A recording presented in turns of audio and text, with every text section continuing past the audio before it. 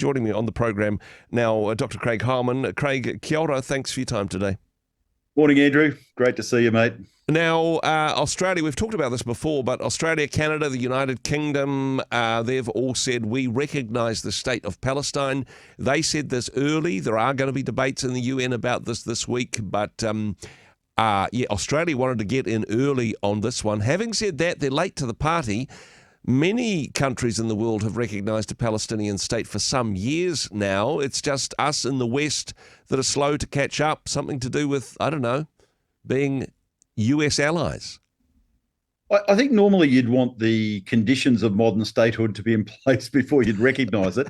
I think in this case we're going ahead of our skis. Really, we're over our skis.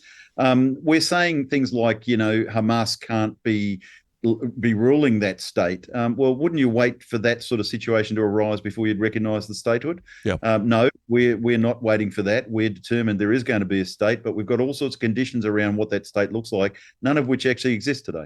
What has been the response, the official statement from Canberra, and what has been the response to that from within Australia? Look, there's been a limited response. I think the Australian public, to some degree, is just worn out. But what is happening for sure is our government is moving us away from traditionally where our bread has been buttered in terms of foreign policy.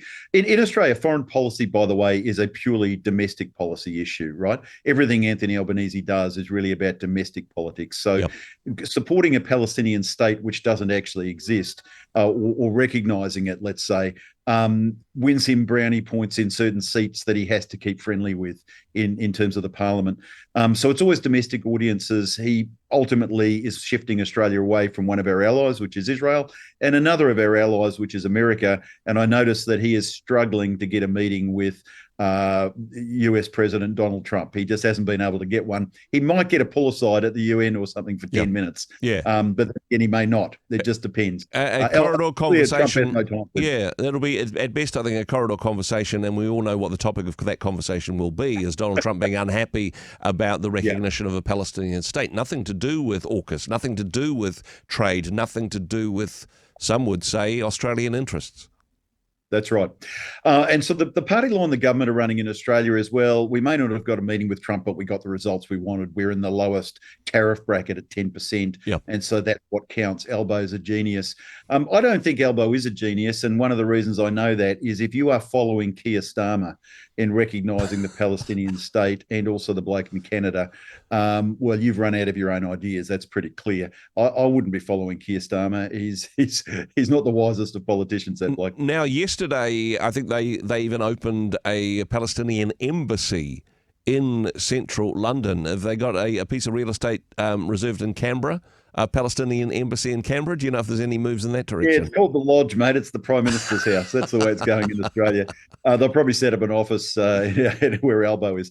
Look, I don't know, but I imagine if they've done it in London, I imagine they're going to do it in Canberra. Exactly, following on from Keir Starmer.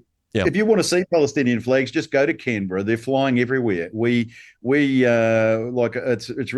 hard for me to know now where Australia finishes and Palestine begins. Yeah. Hey, you mentioned, following Keir Starmer in this one, there is an important alliance, of course, the AUKUS alliance, the UK, Australia, and of course the United States. New Zealand didn't even get a look in on this one, and now you've got two of the three parties saying, hey, we don't like this foreign policy. The UK and Australia run the risk of getting kicked out of AUKUS. What's the US response so far? I think there's been a heated response. I know Albanese received a letter from many US lawmakers on the Republican side, and they're all people that have the ear of Donald Trump. And I wouldn't necessarily be counting on AUKUS coming about, because the Republicans are not happy with the Australian government and not happy with Albanese. So that's from people like Tom Cotton on down.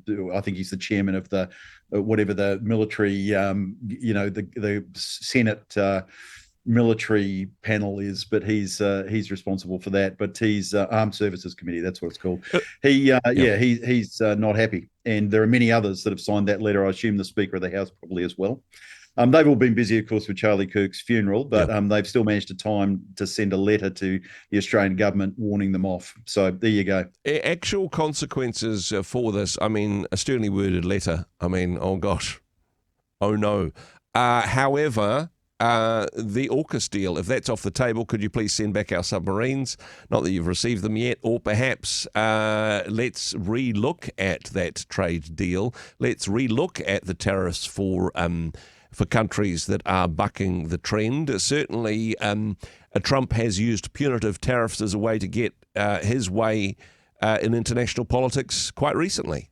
Yeah, and we're taking US beef now in Australia, and that was seemingly how we got sort of, in the preferred deal in terms of tariffs. We've also put billions of dollars into creating a submarine base in Western Australia, so that's been promised. So they're trying various carrots to see if they can get Trump to warm up, but he just doesn't seem to care about Australia as an ally at the moment. He doesn't apparently like Albanese, or doesn't care about him, or maybe just hasn't thought about him. That's possible as well.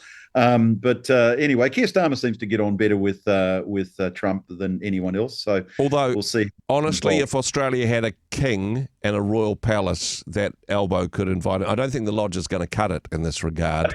That Keir Starmer's got some grace because Trump got to ride around in a golden carriage. And that's exactly right. Exactly. And Trump loved it, mate. He loved the whole, that whole scene of the royalty in the UK and horses marching and soldiers in red jackets and big fuzzy hats. That is right up. Trump's quite an aesthete. I think that's right up his alley. And then an official dinner sitting next to the king. I mean, Starmer has got all the cards, mate, in terms of what he needs. Exactly. In terms of the response from New Zealand, I mean, we're the minnow. We're the little guys at the bottom of the South Pacific. Do we need to fall in line on this one? I mean, Winston Peters talks a big game about independent foreign policy, but it would seem unusual for us to back the US and Israel against the UK and Australia, where we have some pretty close relationships there as well. Well, but New Zealand has that independent streak, and we don't allow nuclear warships in New Zealand ports and things like that. So, New Zealand has been willing to stand up to America before, and other countries. So let's pray that there's an independent streak there, and that Winston does what Winston believes is right for New Zealand. I'm not certain that recognising a Palestinian state at this point, it is just, look, it's going nowhere, because it's just a domestic policy issue in Australia. It's about placating a voter bloc in Australia. The conditions that they've set for a Palestinian state don't exist, and don't look like they'll ever exist in the short term. So this recognition is almost meaningless in many ways. So it's the geopolitical equivalent of the Prime Minister saying, "I believe in unicorns." Well, good on you, mate. But that doesn't mean that they're going to magically appear.